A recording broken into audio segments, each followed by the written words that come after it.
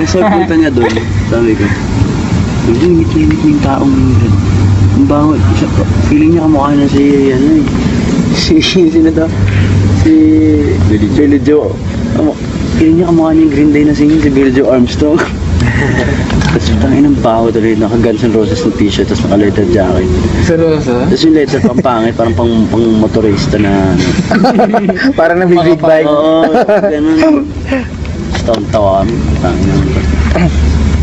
Tapos ito na, nag-take.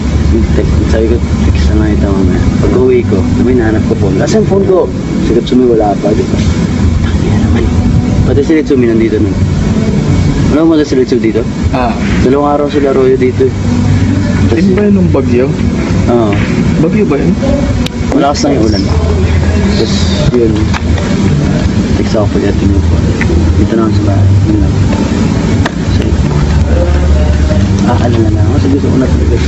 But before niya pala ibaba sa'yo, may tatanong ko pala ako sa'yo mamaya. Usap tayo mamaya. Sige. Text ka na lang. Sige, man. Text ko dito na bahay. Hindi nag-i-reply. Nung paalis na kami nag-reply. Bahay ka na. Oh my God. Kinikilig na naman tumbong namin. Ang inang yan. Umalis na kayo.